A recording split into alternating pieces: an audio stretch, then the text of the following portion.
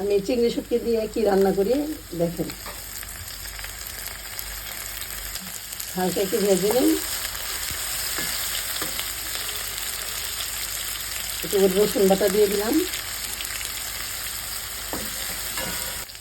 পরিমাণ মতো লবণ দিলাম, হলুদের গুঁড়া, ধনিয়ার গুঁড়া দেবো, একটু নাড়াচাড়া দিয়ে মিশিয়ে দিব।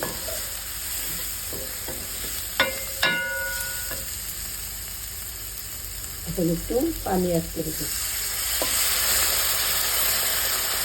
অল্প দিতে হবে, আমি অল্পই দিয়েছি। একটু কষানো হোক। এখানে আমি লাল সিরকা, কয়েকটা সিম আর কয়েকটা আলু কুচি আর কাঁচামরিচ দিয়েছি, আর বাকি মশলাগুলো শুটকির সাথে দিয়েছি। কষানো হয়ে গেছে, এখন আমি এগুলো ঢেলে দিব।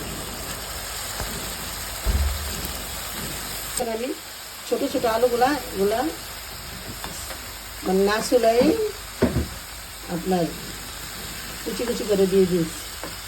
এখানে শুকনো মরিচ এগুলো দিইনি, কারণ দিলে কালার নষ্ট হয়ে যায়। আমি সব তরকারির মধ্যে আপনি শুকনো মরিচটা দিতে চাই না, বিশেষ করে মাংসের মধ্যে দেওয়া লাগে, মাংসতে দিই, আর ভাজিটা যেগুলোতে দিলাম, শাকে দিলাম, কালারটা সুন্দর আসার জন্য। কালার সুন্দর আসলে খেতেও ভালো লাগে।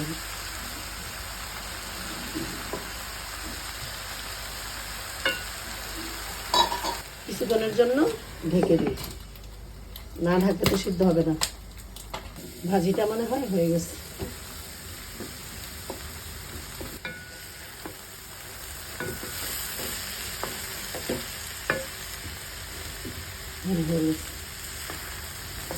এখন যেটা করবো, ধনিয়া পাতা দিয়ে দিব।